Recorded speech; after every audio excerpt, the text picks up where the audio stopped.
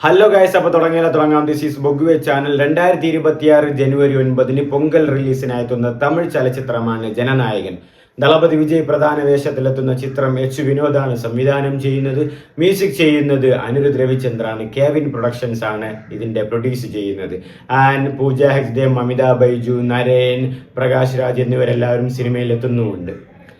December 27 ഇന്നലെ ശനിയാഴ്ച ജനനായകന്റെ audio launch മലേഷ്യയിൽ നടക്കുകയുണ്ടായി. അപ്പോൾ സൈനിങ് ഓഫ് പ്രിയമുടൻ വിജയ് 1992 ഒരു സിനിമ ജീവിതം തുടങ്ങുന്നു. 2026 അത് അവസാനിക്കുന്നു. അപ്പോൾ ഇന്നലെ ഒഫീഷ്യലി ദളപതി വിജയ് തന്നെ ഡിക്ലെയർ ചെയ്തിട്ടുണ്ട്, ഞാൻ സിനിമയിൽ നിന്ന് മാറുകയാണ്, എൻ്റെ അവസാന സിനിമയാണ് ജനനായകനെന്ന്. എൻ്റെ ആരാധകർക്ക് വേണ്ടി ഞാൻ സിനിമ വിട്ടു നൽകുകയാണ്. എന്നെ സ്നേഹിച്ചവർക്ക്, കൂടെ നിന്നവർക്ക് എല്ലാവർക്കും നന്ദി പറഞ്ഞു. ഒരു ക്ലിയർ ഫെയർവെൽ അദ്ദേഹം ആടി പാടി എല്ലാവരെയും സന്തോഷപ്പെടുത്തി. ആ അവസാന ദിവസത്തിൽ അദ്ദേഹത്തിൻ്റെ മനസ്സിൽ സങ്കടം ഉണ്ടെങ്കിലും അദ്ദേഹം കരഞ്ഞിട്ടില്ല എന്നുള്ളതാണ് വാസ്തവം. അപ്പോൾ തീർച്ചയായിട്ടും നിങ്ങൾക്കറിയാം, സ്വാഭാവികമായിട്ടും ഒരു ദളപതിയെ ഇഷ്ടപ്പെടുന്ന ആൾക്കാർക്ക്, അല്ലെങ്കിൽ സിനിമ ഇഷ്ടപ്പെടുന്ന ആൾക്കാർക്ക് ദളപതി പോകുന്നത് തീർച്ചയായിട്ടും ഒരു വിഷമമുള്ള കാര്യം തന്നെയാണ്. കാരണം അദ്ദേഹത്തിൻ്റെ ഒരു സിനിമ ഇറങ്ങുമ്പോൾ ഒരു ക്രൗഡ്, ആ ഒരു ക്രേസ്, ആ ഒരു ഷട്ട് ഔട്ട് മൊമെന്റ് വേറൊരു സിനിമയ്ക്ക് കൊണ്ടുവന്ന് എനിക്ക് തോന്നുന്നില്ല. ആ ഒരു ആർപ്പുവിളി, ആ ഒരു കൈതട്ടല്, എല്ലാം, ആ ഒരു എൻജോയ്മെന്റ്, ത്രില്ല്, പ്രത്യേകിച്ച് കേരളത്തിലുള്ളവർക്ക് അദ്ദേഹം എത്രമാത്രം പ്രിയപ്പെട്ടവനാണെന്ന് ഞാൻ പറയേണ്ട ആവശ്യമില്ല. അപ്പോൾ ഈ ദത്തുപുത്രൻ എന്ന് ചുമ്മാ ഉള്ള പേരല്ല, അത് അദ്ദേഹം തന്നെയാണ് ഇവിടുത്തെ. ഇപ്പോൾ എന്താ പറയുക, അദ്ദേഹത്തിനെ പോലത്തെ ഒരു സൂപ്പർ സ്റ്റാർ ഇനി ഉണ്ടാവുമെന്നും സംശയമാണ്. കാരണം എല്ലാ വയസ്സിലുള്ളവരുടെയും ഫാൻ ബേസ് ഉള്ള ഒരാൾ, അത്രയ്ക്കും ലോയൽ ഫാൻ ബേസ് ഉള്ള ഒരാൾ, അത്രയ്ക്കും ഹ്യൂജ് ക്രേസ് എല്ലാ സ്റ്റേറ്റ്സിലും ഉള്ള ഒരാൾ, എല്ലാത്തിലുപരി നന്നായിട്ട് ഡാൻസ് ചെയ്യുന്ന ഒരു ആക്ടർ, നന്നായിട്ട് പാട്ട് പാടുന്ന ഒരു ആക്ടർ, നന്നായിട്ട് അഭിനയിക്കുന്ന ആൾ, കളക്ഷൻ എത്രയധികമോ വരുന്ന ബോക്സ് ഓഫീസിലെ കളക്ഷൻ്റെ വരവ് ഒരുപാടുള്ള ഒരാൾ, എല്ലായിടത്തും ഹ്യൂജ് ക്രേസ് ഉള്ള ഒരാൾ, എല്ലാത്തിലുപരി നന്നായിട്ട് അഭിനയിക്കുന്ന ഒരാൾ, എല്ലാ കാര്യങ്ങളും ഉള്ള, അതായത് ഈ സമുദ്രകനി വടച്ചെന്നൈ സിനിമയിൽ പറയുന്ന പോലെ ഒന്നും അറിഞ്ഞൂടാത്തവന്മാരെ ഇവിടെ ദൗലത്തായിട്ട് ചുറ്റുന്നുണ്ട്. എല്ലാ കാര്യങ്ങളും അറിഞ്ഞ നീ എന്താടാ പോകുന്നതെന്ന്. അതാണിപ്പോൾ അവിടെ. അപ്പോൾ ജനനായകനിലെ ദളപതി കരഞ്ഞില്ലെന്നേ ഉള്ളൂ, അവിടെ ഉള്ള എല്ലാവരും കരഞ്ഞിട്ടുണ്ട്. ആൻഡ് 3 സോങ് റിലീസ് ചെയ്തിട്ടുണ്ട്. ഇനി 2 സോങ്ങോ 3 സോങ്ങോ എല്ലാം കാണും, അതിനി മേൽ റിലീസ് ചെയ്യും. ആൻഡ് രാവണം അവനെ എന്നൊരു എലവേഷൻ സോങ് കൂടി സിനിമയിലുണ്ട്, അതിന് ഞാൻ വെയിറ്റിംഗ് ആണ്. അനിരുദ്ധ് അത് ഇറക്കി വിട് റിലീസ് ചെയ്യും. ആൻഡ് ദളപതി വിജയ്, ഞാൻ അതായത് മുമ്പ് ദളപതി വിജയുടെ സിനിമകളെല്ലാം തിയേറ്ററിൽ പോയി കണ്ടിട്ടുണ്ട്. ഞാൻ ഫസ്റ്റ് ഡേ കാണാൻ പോകുന്നത് എൻ്റെ ഓർമ്മയിൽ ഞാൻ ജില്ലാ സിനിമയ്ക്കാണ്. അതായത് ബാക്കിയെല്ലാം ഞാൻ ഫസ്റ്റ് ഡേ ആണ് കണ്ടുള്ളൂ, ഫസ്റ്റ് ഷോ കണ്ടിട്ടില്ല. അപ്പോൾ ജില്ലാ സിനിമയ്ക്ക് എൻ്റെ കാക്ക ഹുസൻഡേയിൽ ഞാൻ പറഞ്ഞു, കാക്ക എനിക്ക് സിനിമ കാണണം, ഫസ്റ്റ് ഡേ തന്നെ കാണണം. എൻ്റെ കാക്ക നോക്കട്ടാന്ന് ആദ്യം പറഞ്ഞു. അപ്പോൾ ഒരു രാത്രിയായപ്പോൾ എൻ്റെ കാക്ക വീട്ടിൽ നിന്ന് പോയി. അതായത് ഇപ്പം ഒരു രാത്രി 9 മണി, രാവിലെ 4 മണിക്ക് ജില്ലാ ഷോ ഉണ്ട്. അന്നാണ് വീരോ റിലീസ് ചെയ്യുന്നത്. അപ്പോൾ ഞാൻ ഇങ്ങനെ എന്നെ വീട്ടിലിരിക്കാൻ പറഞ്ഞു, പുറത്ത് വരണ്ട, വീട്ടിൽ ഇരുന്ന് വന്ന്. ഞാൻ സത്യം പറഞ്ഞാൽ ഒരു എന്താ പറയുക എക്സ്പെക്റ്റേഷൻ ഇല്ലാതെയാണ് വീട്ടിലിരുന്നത്. കാക്ക വരൂല്ല, എന്നെ പറ്റിക്കുമെന്ന് വിചാരിച്ചു. പക്ഷെ കാക്ക ഒരു 2-2:30 ആയപ്പോൾ എന്നെ വീട്ടിൽ വന്ന് ഉറക്കെണീപ്പിച്ച് വിളിച്ച് പാടാന്ന് പറഞ്ഞ് കൊണ്ടുപോയി ജില്ലാ സിനിമയ്ക്ക്. ഞാൻ പോയി അജന്ത തിയേറ്ററിലാണ്. അന്ന് അജന്ത തിയേറ്ററിൽ മറ്റേ കൊച്ചു വഴി കൂടെയാണ് പോകുന്നത്. അജന്തയിൽ പോയവർക്കെല്ലാം അറിയാം, ട്രിവാൻഡ്രം അജന്തയിൽ കൊച്ചു വഴി കൂടെയാണ് പോകുന്നത്. എന്ത് തിരക്കായിരുന്നു അവിടെ, ഒരു രക്ഷയില്ലായിരുന്നു. ഞാൻ അത് ആദ്യമായിട്ടാണ് എക്സ്പീരിയൻസ് ചെയ്യുന്നത്.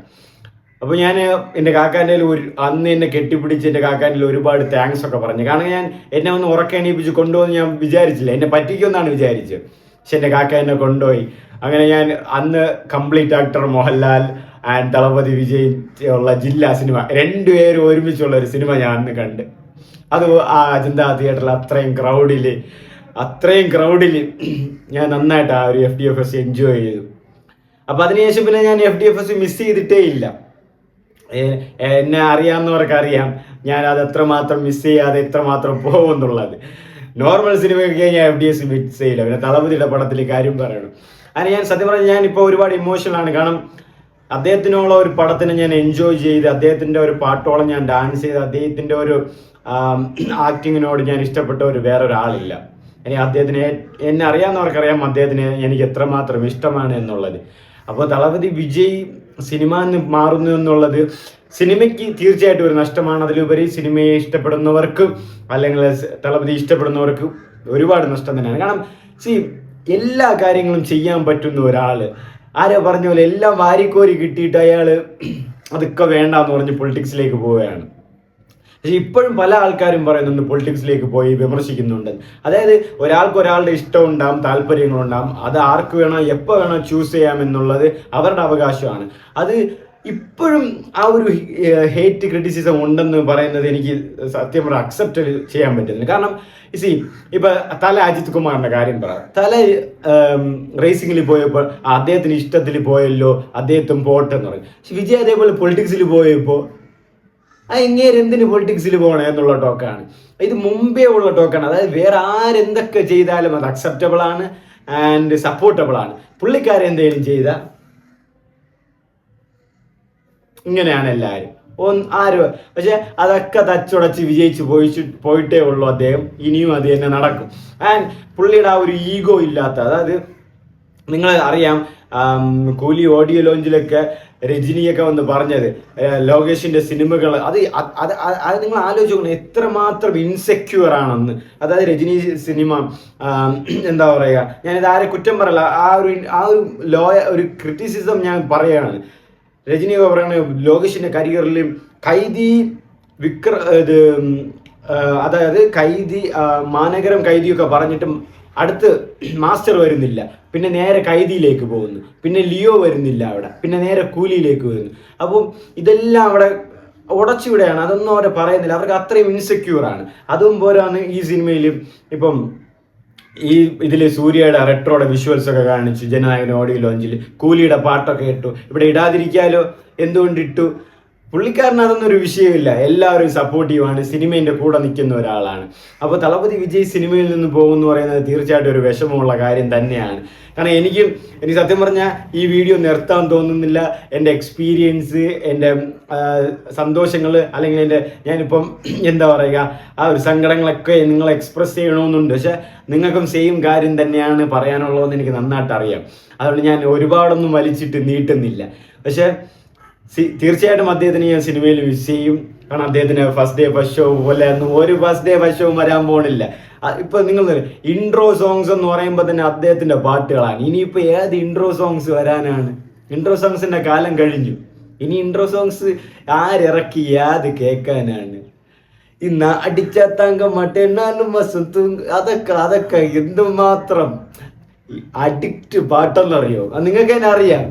എത്ര പാട്ടുകൾ, ആടുങ്കള, എന്നെ സുത്തി, സൊണ്ണ പുരിയാത്, പാട്ടുകളുടെ കാരണം പാട്ടിന്റെ ആശാനാണ്. സോങ്സിന്റെ അങ്ങേരെ വിട്ട പിന്നെ അങ്ങേരെ പടത്തിലെ വിട്ട പിന്നെ ഏറ്റവും നല്ലൊരു പാട്ടുകാരൻ കൂടെയാണ്. ഇപ്പൊ തന്നെ അവസാനം ചെല്ലമ്മകൾ എന്നൊരു സോങ് എന്ത് സ്മൂത്ത് ആയിട്ടാണ്, എന്ത് ക്യൂട്ടായിട്ട്, എന്ത് സോഫ്റ്റ് വോയിസ്. അവസാനം തളപതി എല്ലാവരോടും, ഫാൻസിനോടും എല്ലാവരോടും TAs പറഞ്ഞ് സങ്കടം പറയുകയാണ്. സത്യത്തിൽ അവസ്ഥ ഇപ്പം ഈ പുള്ളി ഇന്നലെ കരഞ്ഞില്ലെന്നേ ഉള്ളൂ. പുള്ളി ഉടഞ്ഞു വീഴാൻ. പുള്ളി അവസാനം എല്ലാവരും സന്തോഷിപ്പിക്കാൻ വേണ്ടി ഡാൻസ് കളിക്കുന്നു, പാട്ട് ചെയ്യുന്നു. പുള്ളി എന്ത് ചെയ്യണമെന്നും ഒരു പിടിയില്ല. കാരണം ഇതെല്ലാം പുള്ളിയും പറയുന്നു ലിറ്റിൽ പെയിൻ റൈറ്റ് നൗ, അല്ല ലാസ്റ്റ് സിനിമ തന്നെയാണ്. അങ്ങനെ പുള്ളി സൈനിങ് ഓഫ് ചെയ്യുകയാണ്. ഇനി പൊളിറ്റിക്സിലേക്കുള്ള വരവാണ്. അപ്പൊ ഇനി ഇതുപോലൊരു സിനിമ ഈവന്റ് ഉണ്ടാവുമെന്ന് ഡൗട്ടാണ്. പിന്നെ അതിനുശേഷം ജില്ല, ഞാൻ പുലിയൊക്കെ ഞാൻ നൈറ്റൊക്കെ ഇവിടെ ഇരുന്ന് പിന്നെ പടത്തിന്റെ അല്ല നൈറ്റൊക്കെ ഇരുന്ന് പിന്നെ ഷോ ഇടാതെ ഷിബു തമീൻസിന്റെ റിലീസ് എന്താണ് ഷോ ഇടാതെ അവസാനം 11 മണിക്ക് ഷോ ഇട്ട് പിന്നെ അവിടെ നിന്ന് വീട്ടിൽ നിന്ന് തിരിച്ച് ഇങ്ങോട്ട് പോയി അവസാനം അജന്തയിലേക്ക് 11-12 മണിക്കുള്ള ഷോയാണ് FDFS ആയിരുന്നു പുലിക്കൊക്കെ. അതൊക്കെ കണ്ട് കാരണം അത്രയ്ക്ക് എഫേർട്ട് എടുത്ത് ഞാൻ പോയിട്ടുണ്ട്. പിന്നെ അത് കഴിഞ്ഞ് പിന്നെ എല്ലാ പടങ്ങളും പിന്നെ പറയണ്ടല്ലോ, കാത്തി തേറി അത് ഇത് എല്ലാ പടങ്ങളും മെർസലേവികളെ എല്ലാം നമ്മളെ ഏരിയ ആണ്. നമ്മളെല്ലാം എൻജോയ് ചെയ്ത് കണ്ടു. എന്നെ അറിയാവുന്നവർക്കറിയാം എനിക്ക് എത്രമാത്രമാണ് തളപതി വിജയ് ഇഷ്ടമാണെന്നുള്ളത്. തളപതി വിജയ്ക്ക് വേണ്ടി ഞാൻ ഒരുപാട് സംസാരിച്ചിട്ടുണ്ട്, ഡിഫെൻഡ് ചെയ്തിട്ടുണ്ട്, പലരോടും തല്ലുകൂടിയിട്ടുണ്ട്, അടി കൂടിയിട്ടുണ്ട്, പ്രശ്നങ്ങൾ വെച്ചിട്ടുണ്ട്, ഡിബേറ്റ് നടത്തിയിട്ടുണ്ട്, കമ്പാരിസൺ നടത്തിയിട്ടുണ്ട്. ഒരുപാട് പ്രാവശ്യം അതിൽ കൺഫേം ആയിട്ട് വിജയിച്ചിട്ടുണ്ട്. കാരണം അത്രമാത്രം പോയിന്റ്സ് എൻ്റെ ഉണ്ട് താനും. അപ്പോൾ ഇന്ന് കൂടെ ഞാൻ അതൊന്നും, പലരും ഇതുപോലെ എന്തെങ്കിലും കമ്പാരിസനോ ഡിബേറ്റിനോ വരുമ്പോൾ ഞാൻ ഇപ്പോൾ ഒന്നും പോവാത്തത്. കാരണം ചില സമയം പോവാതിരിക്കുന്ന ആളുകൾ, കാരണം ഒരു വക്കിനും ഇല്ലാത്തവരായിരിക്കും ഡിബേറ്റിനൊക്കെ വരുന്നത്. ഞാൻ അതോടെ പിടിച്ച് അണ്ണാക്കി കൊടുക്കും. അപ്പോൾ പിന്നെ തിരിച്ച് അവർക്കൊന്നും ചെയ്യാൻ പറ്റുക, അല്ലെങ്കിൽ ഞാൻ കുറച്ച് പെട്ടെന്ന് എന്തെങ്കിലും പറഞ്ഞു പോകും. അപ്പം ഞാൻ അതുകൊണ്ട് ഒരുപാടൊന്നും അവരോട് സംസാരിക്കാൻ നിൽക്കാറില്ല. കാരണം പറഞ്ഞാൽ പിന്നെ അവർക്കൊന്നും പറയാനില്ല. കാരണം ഫസ്റ്റ് ഡേ ഫസ്റ്റ് ഷോ പോലും, സ്വന്തം ഇഷ്ട നടന്മാരുടെ ഫസ്റ്റ് ഡേ ഫസ്റ്റ് ഷോ പോലും കാണാത്തവന്മാരാണ് ഇവിടെ ഒന്ന് അടിവയ്ക്കാൻ വരുന്നത്, അല്ലെങ്കിൽ കമ്പാരിസൺ വരുന്നത്. അതുകൊണ്ട് ഞാൻ ഇപ്പോൾ ആ ഒരു ടൈപ്പ് ഓഫ്, പക്ഷെ എന്നാലും ഞാൻ പറഞ്ഞില്ലേ, ഇപ്പോൾ ഒരു ലാസ്റ്റ് ഡേയ്സ് ആയി, ഇപ്പോൾ ഒരു ഇന്നർ അനിൽ അകത്തുള്ള ഒരു തളപതി ഫാന് വിജയ് ഒരു ഇഷ്ടം പുറത്തു വരികയാണ്. അപ്പോൾ അതുകൊണ്ടാണ് ഞാൻ ഇതൊക്കെ സംസാരിച്ചുകൊണ്ടിരിക്കുന്നത്, എനിക്ക് സംസാരിക്കേണ്ടിയും വരുന്നത്. അപ്പോൾ അങ്ങനെ ഒരുപാട് സംസാരങ്ങൾ, എനിക്ക് ഒരുപാട് കാര്യങ്ങൾ സംസാരിക്കണമെന്നുമുണ്ട്. തീർച്ചയായിട്ടും ജനുവരി 9 ജനനായകനും ഫസ്റ്റ് ഡേ ഫസ്റ്റ് ഷോ തന്നെയാണ് പോകുന്നത്. അപ്പോൾ അത് തിയേറ്ററാണ്, കാര്യങ്ങളൊന്നും തീരുമാനിച്ചിട്ടില്ല, പക്ഷെ തീർച്ചയായിട്ടും പോകും.